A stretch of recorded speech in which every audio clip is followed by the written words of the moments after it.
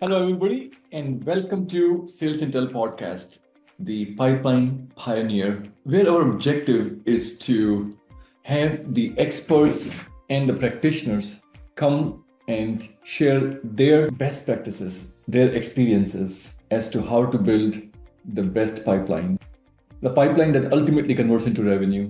We at SalesIntel believe that building pipeline is a team sport.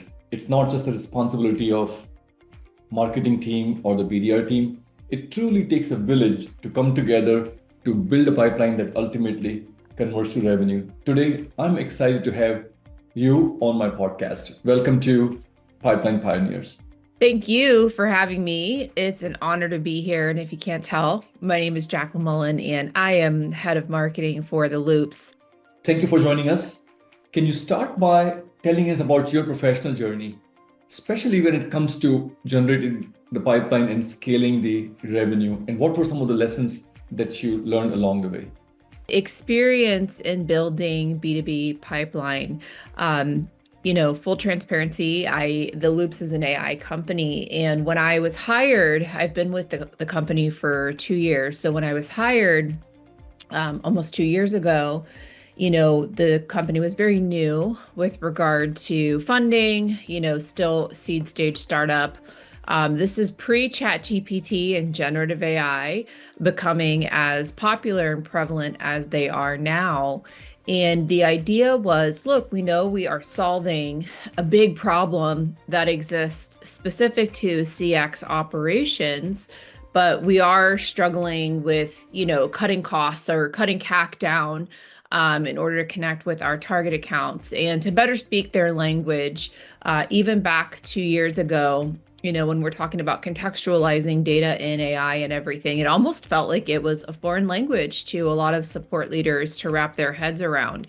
So, I came in as a marketer that had some previous sales training and experience. A company I worked at before this company, that was what they did. We placed AEs and SDRs. We upskilled new people from different, sales professions or education, and we turned them into SaaS AEs and reps. And I think that having been exposed to a lot of sales trainers that are leading the charge on LinkedIn today with regard to cold outbound and leveraging AI and even writing books like Skip Miller Beliefs, I was able to absorb and hear, Jason Bay, Morgan Ingram, my COO previously, Christine Rogers, teach and instill very best practices with regard to SaaS sales.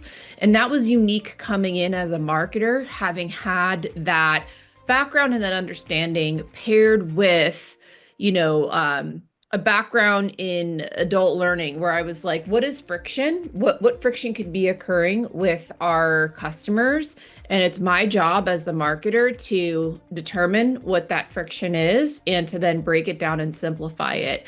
And I've been able to do that here, at TheLoops. So I think at the end of the day, it's number one, we have to be patient. It is hard when you've got a pipeline number on, your head, you're targeting something, and, you forget that 3% of buyers are in market. And so I think it's really understanding, that you have to think about all aspects of the customer journey from, who is in that research stage, who hasn't even shortlisted, vendors yet. I think it was Hockey Stack that said, hey, there are now 37 or maybe even 70 touch points that a B2B buyer is looking at before they even shortlist the vendor. And I think that is so crucial, not just for marketers to understand and eat, breathe, and sleep, but sales counterparts as well, right? So we are needing to do a lot more education and relationship-based selling to then find, those 3% of people when they are in market to be that top of mind vendor of choice, for them. I think that would be like the key lesson is that you have to be patient, you have to be consistent, And you definitely have to understand, especially for me with regard to AI, people are bombarded with messages front, left, and center. And, how can you educate them? And think about at the other end of that buying experience is somebody that is putting that career capital on the line. And I think the best sellers recognize that and they understand that they really need to empower their champion and just be patient with their champion because so many things are a moving target these days, including headcount, including budget, including even our practices. Some of the firsthand strategies and tactics I've used to successfully build pipeline, without fail, is getting really, really clear on number one, again, what are those common questions or pains that we're hearing people come up? How do we start to speak the language of our prospects from that standpoint where if you had $1 for every time you heard a frequently asked question or a pain point or a challenge, that's what you could double down on as a marketer. You have that much conviction in what your audience is saying. And so I think an element of that is still leveraging the ability to connect with your customers in high value content, right? I think that by far is a strategy, high value content, not pitch slapping people, not putting together webinars where it feels like somebody's watching, an infomercial. And again, going back to this understanding of, 3% of buyers are in market right now at any given time. So what are the activities that you're doing to show them that they could trust you and that you do have a credible solution? And again, that boils really, really down to quality of content. So I think for us, we just did a webinar last week and we had a survey that went out. And we always ask, is there anything we can do better? How would you rate the quality of this? And knock on wood, we're getting like 5 out of 5. This is excellent.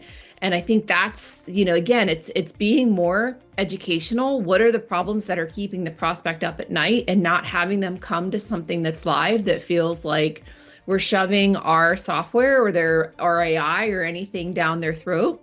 But rather we're speaking to the problems and the challenges. And most importantly, and this comes back from my previous experience in the adult education online learning sector, facilitating the ability for people to ask questions, right? And to learn together, whether that's, we do it anonymously through like, hey, write your questions in the chat, whether you can have people come off mute, whether you have a Slack community, there's a variety of different ways you could create dialogue and interact. But I think those elements, content quality, solving problems for, who you're targeting. And then again, that will help with the virality component of, wow, X, Y, and Z company, is talking about this, or there's a lot of value that I get when I give up 45 minutes, 20 minutes, whatever it might be to go to a webinar. That goes a long way in B2B prospecting. We all know having a well-defined ICP makes or breaks your ability to generate the pipeline that ultimately converts into revenue for you to achieve your revenue goal. In your view, can you share with the audience as to why a well-defined ICP is crucial for the team's ability to hit the revenue? And also would love to hear some of the real world examples where you have figured out the ICP, used the right tools, and seen the results of focusing on the ICP. So, in my view, having a clear ICP, a well-defined ICP, number one, I think this is a forcing function across the company that we're not just going to, count a pulse as somebody being an MQL or an SQL, right? And again, I liken it to having come from a past life where I actually did a lot of B2C marketing, really thinking about relevancy. We used to always give this example to students that we were teaching. There's a wide variety of different shoes that you can buy, but when you're that person training for the marathon and you go to Google, you don't want to see a flip-flop. You don't want to see, a high heel in my case. You want to see your size shoe, where you can buy it locally. And so relevancy, I think the well-defined ICP, number one, really, really helps with relevancy. Number two, it helps with, pipeline velocity and sales cycles. And overall, I also think it helps for you, and particularly in our case, my company's case, really being able to meet somebody or set them up for success. In our case, we've learned that there's a certain, level of AI maturity that helps, right? If you've deployed a chatbot before, even though we're not a chatbot, and we are AI for CX operations, then that is a testament to you understand that AI is not a lightning bolt, or AI is not a switch, right? And it is something that does need to be fine-tuned and will work within 4 weeks, 6 weeks, and compound and get better over time. But if you don't have all of these elements as part of your well-defined ICP, I love to see, what's the tech stack, what's the team size, what's the vertical, are they hiring? What are they talking about with regard to releases? The CEO speaking about at keynotes. I mean, all of those things are aspects that we take into consideration when defining our ICP, and even, how familiar are they with us, right? So we take more of that tiered approach. But I think that if you're not organized and if you don't know who is ideal, then all you're going to have is just a fluffy pipeline, no revenue to speak for at the end of the day, a lot of, churning as far as activity is concerned, but nothing to stick for it. And you're not going to have a way to sustain your business, particularly in today's, SaaS climate. As far as an example of real world, knowing the ICP and how that's accelerated pipeline creation efforts, as I mentioned, when I first started, primarily sales-led motion, a lot of investment in third-party webinars, a lot of investment in, expensive trade shows and things of that nature. And that was good for the company to get the ball rolling. But we quickly, again, started going back to what are some of the frequently asked questions that we're hearing that are popping up as it pertains to support operations? How do we start to bucket those questions? How do those questions or gaps come up when somebody has one particular, software versus another? And so once we, organized around that, it almost became like for every 5 people, or maybe let's just say for every 8 people that we reached out to with that problem or that set of problems, we would get, a hand raise. We would get a response.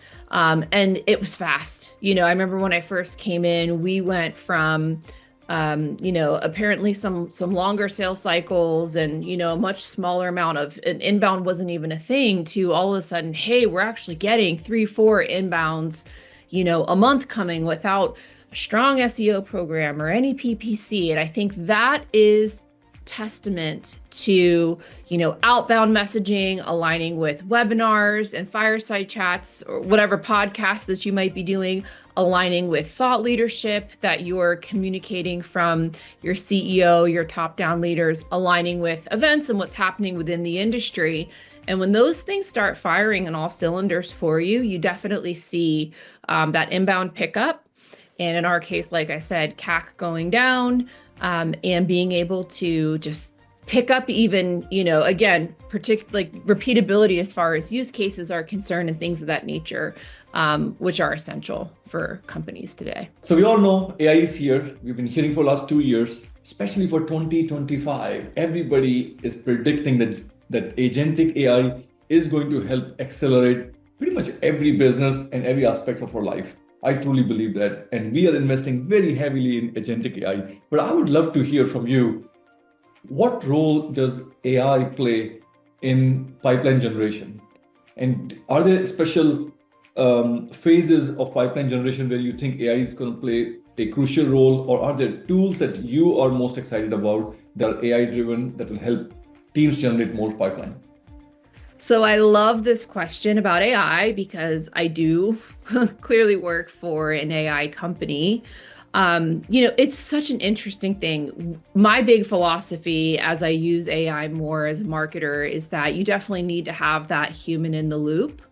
I still, think the ways we're using it to accelerate creating content, whether that be, blogs or podcast questions or video editing. I mean, there's so many different ways you can use it to increase productivity in B2B marketing, which I think is just so essential, especially on the marketing side. We're never short of activities or things to do. I can totally relate to my fellow customer support CX leaders as well. You talk to enough CCOs, COOs, and they're going to tell you, you've never seen an idle support team. You've never seen an idle marketing team, particularly these past 2 to 3 years. So I think it's interesting. Everybody's debating the whole AI SDR thing. And I think people might miss the bigger picture as far as just like the workflows are concerned. The account research, the ability to be able to create an AI agent, if you will, and give that AI agent a bot, right? 15 accounts. And for that bot to then be able to go and find those stakeholders from, let's say, LinkedIn, and then put those stakeholders into Clay or Notion, and then understand in simultaneous motion what the company is trying to achieve and do, and pair that with the problems and pains you solve, and provide you with a template of the outreach that you could send to each of those individuals. I mean, that's the power of, AI agents, and me or an SDR or somebody on my team not having to spend all that time. And it's time well worth it. I do find that research is so helpful to really understand, again, going back to the ICP, but let's face it, from a cognitive load standpoint, it's not the most productive use of your time when there's a lot of other moving parts to, the marketing and pipeline generation motion. So I think that very example of AI in the workflows, AI for lead scoring, AI for, accumulating intent. I've played around with a lot of different tools, was playing around with Common Room. We've used a tool called HubLead.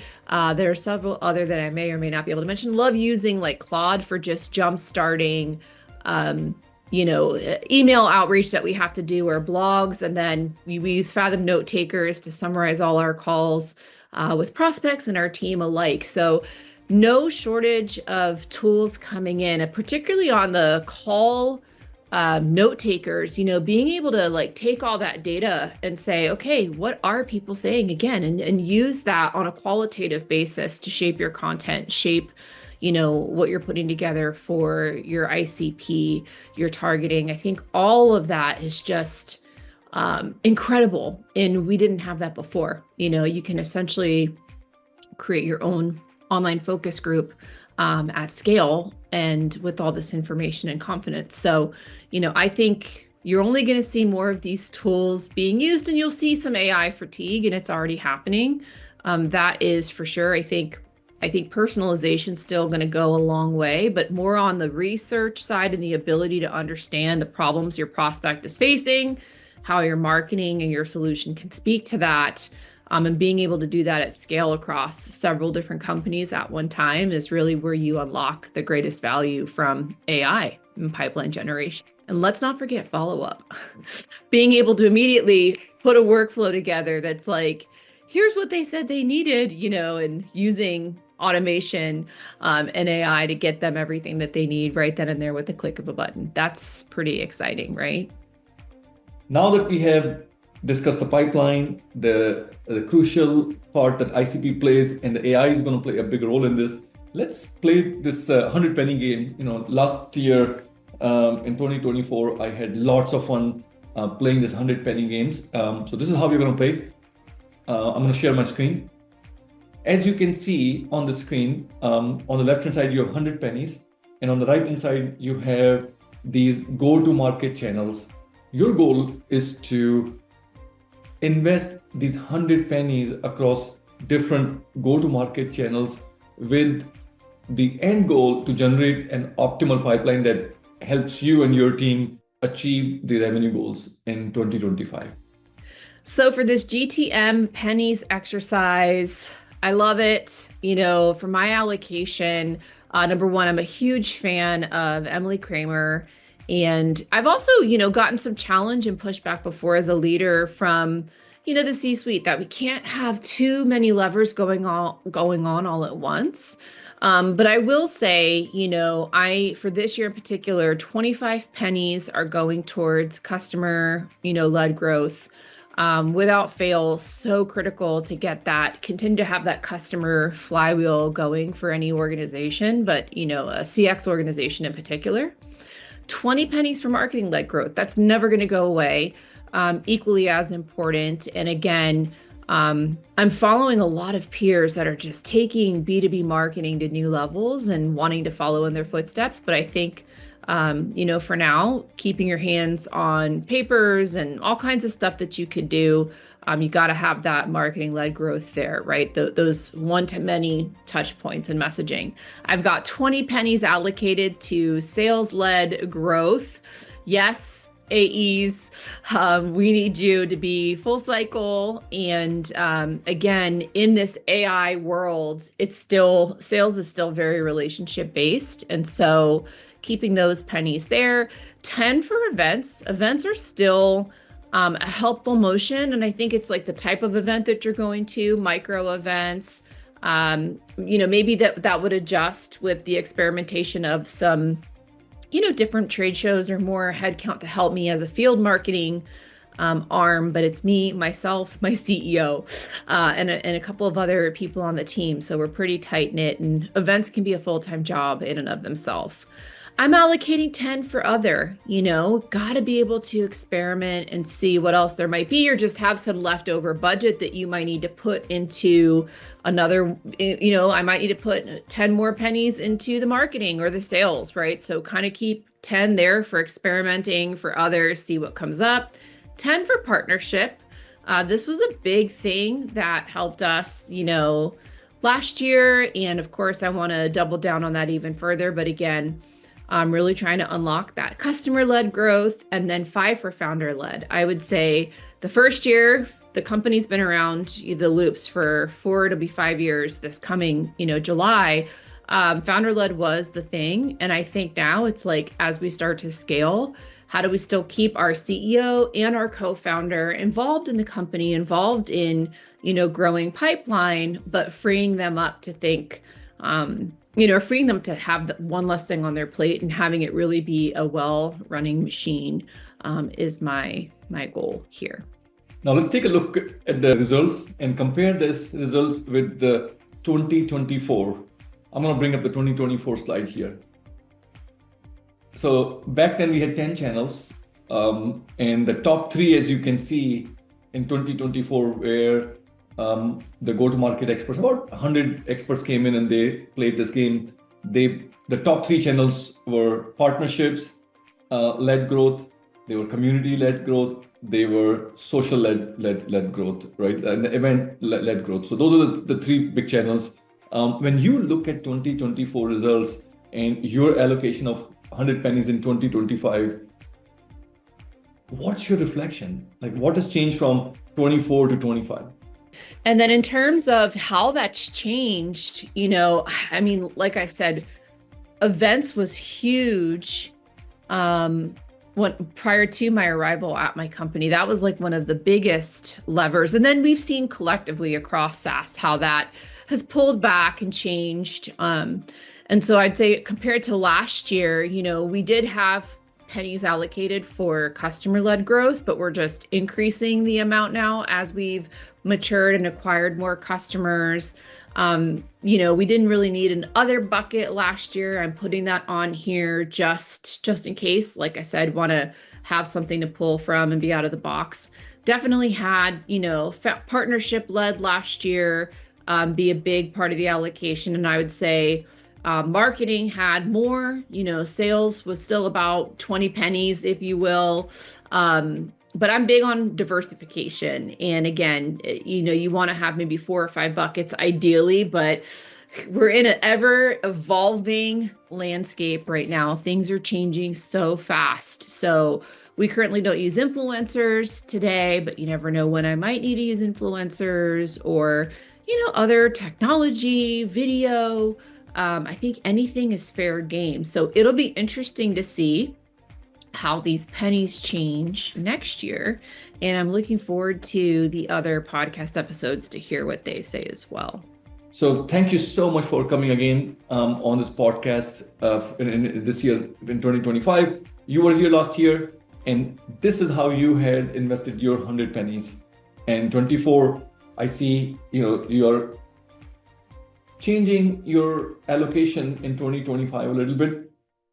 How did the 2024 allocation work out? Did you hit your numbers? Did this allocation work out well? And what were some of the learnings from this?